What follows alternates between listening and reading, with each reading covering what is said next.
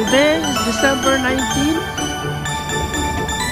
and today is our 5th day for our Simbang Gabi.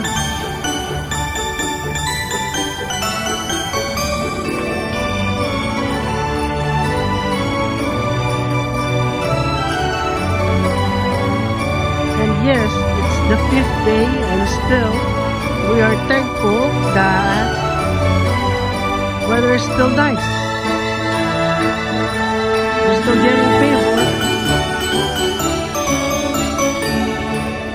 The snow haven't arrived yet.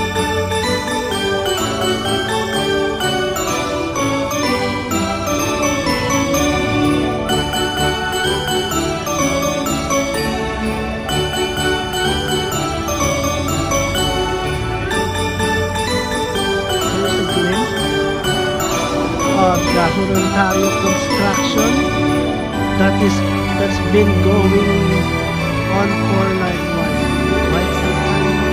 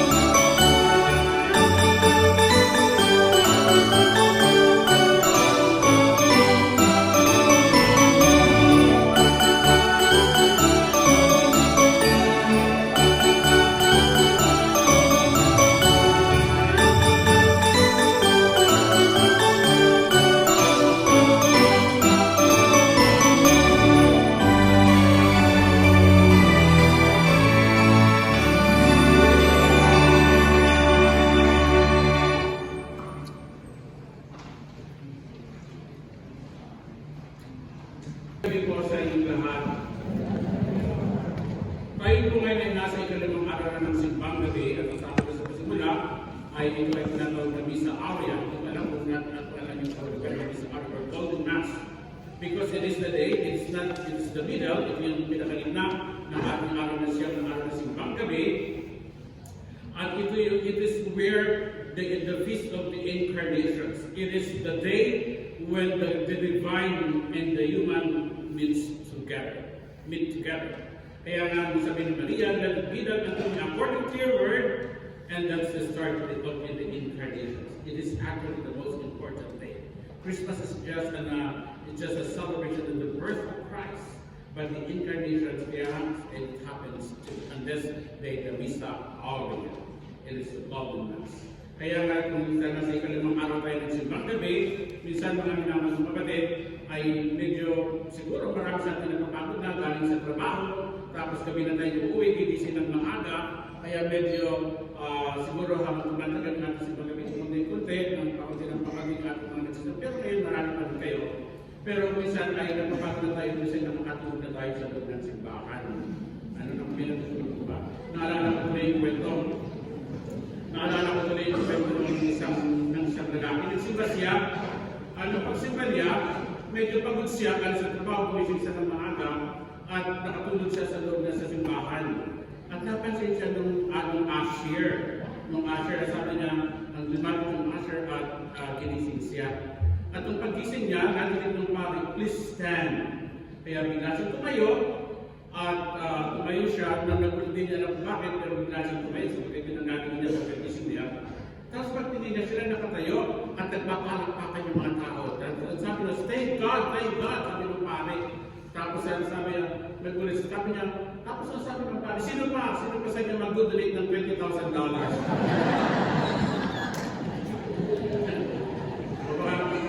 Kahit tutulog ako, baka magandang mga minamahal ng kapatid, sapagkat yung ating ebanghelyo sa araw na ito ay palagi natin nagtitinig. It has been done. Yung ebanghelyo natin is very ito ay very popular at ito ay palagi natin nagtitinig. Lalo kapag Fiesta ni Maria. I think this gospel reading is read 5 times a year, at least 5 times a year. Kaya hindi ko alam kaya meron po akong dilema sa araw na ito kung magbibigay ko na ako ng Maria. Kasi alam ko, you have heard a lot of reflections with regard to the Annunciations.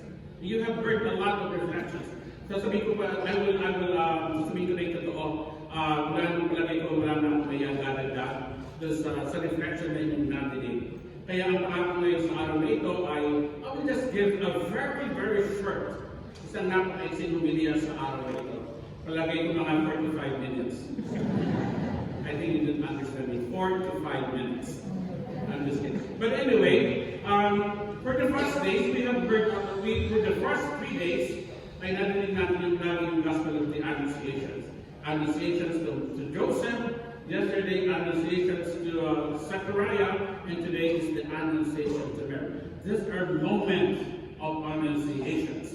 Yung mga pagpapahayag, lots of moments of Annunciations. Palagay ko sa inyong buhay, you have those moments of Annunciations as well. Alam ko ninyo kapag pumasa sa inyong anak niyo sa Islam, sa bawat exam, and that's the moment of Annunciations. There's a moment of Annunciations. There are things in your life that happens, and you are happy, and you proclaim to your family, and those are also moments of Annunciations. Naalala ko naman, kasi ang dami kaya sa kwento sa araw na ito. Wala lang mga kwenta. Naalala ko yung kwento ng isang mag-asawa, kasama ng tatay niya, nung ama, tumawag siya sa kanyang anak na natira sa Vancouver, at ang sabi niya, you and your mother and I, ang sabi niya, will having a divorce. For 45 years of misery is enough. The sabi niya, Dad, what are you talking about? So it's the Sanskrit. I cannot stand her anymore. I cannot stand her face anymore. And I'm sick of her. I'm sick and tired of her. So you can call your sister and tell about it. And in the frantic, he drops the phone and called his sister in Hong Kong, and says, oh, Dad, it's getting divorced, and Mom's getting divorced. Sabi niya, what is he talking about? He dropped the phone and called that. Yun sabi ng anak, ng babae, sabi, wala kang gagawin. Uuwi kami bukas na bukas din. Don't talk to the lawyer, don't file in the papers, and tomorrow my brother and I will be there. Our sons and daughters will be coming tomorrow for Christmas, and they are paying for their fare.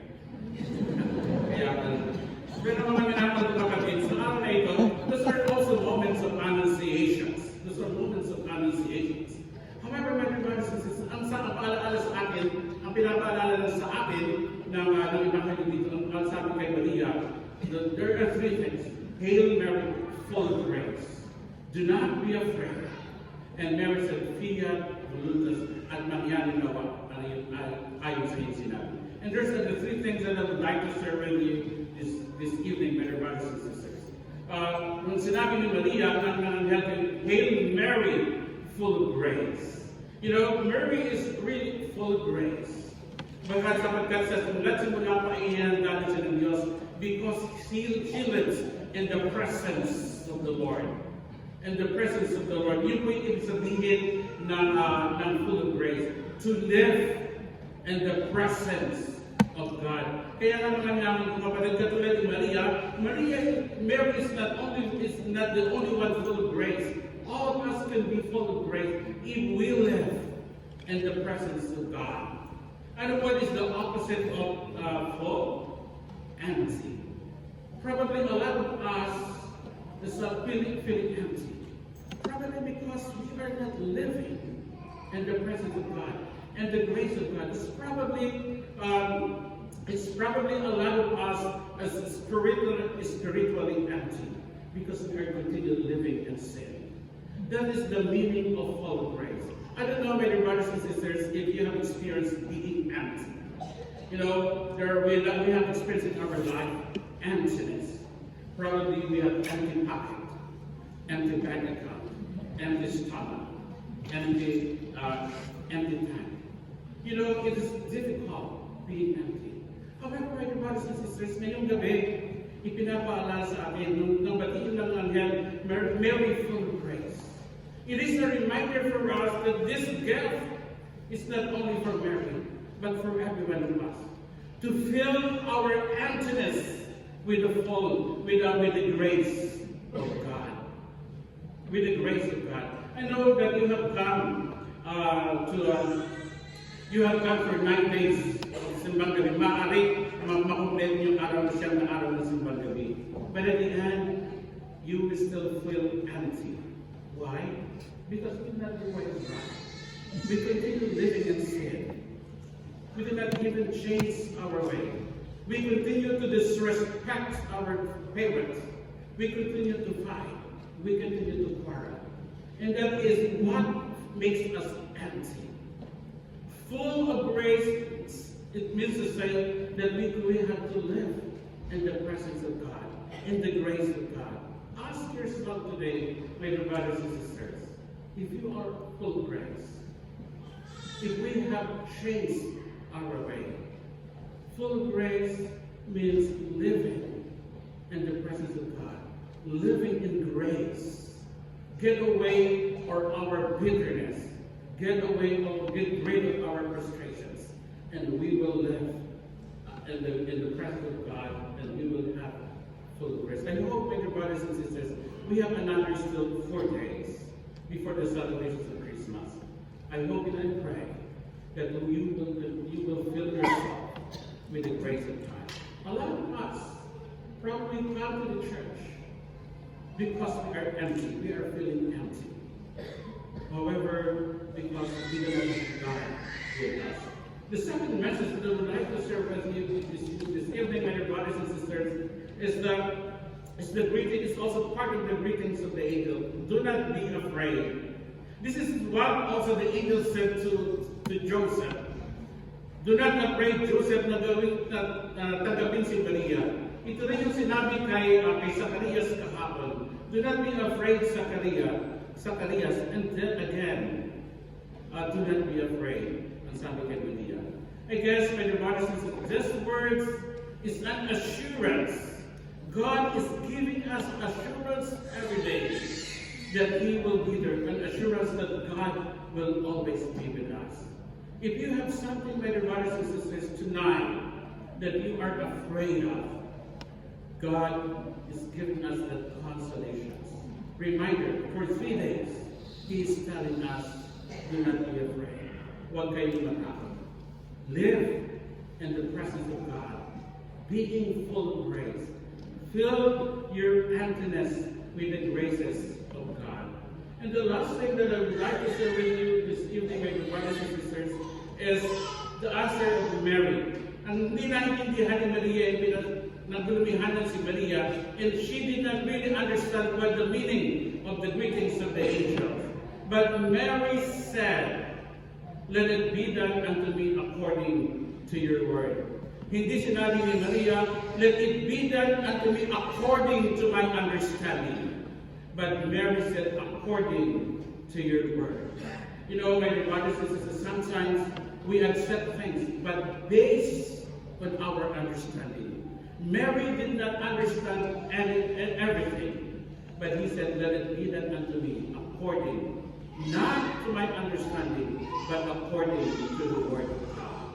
I guess, my dear brothers and sisters, ito yung tatlong bagay na ipinapaalaala sa atin. Katulad ni Maria, maaari there are a lot of things in our life we didn't understand, but it is always saying to the Lord, let it be done to me according to your will.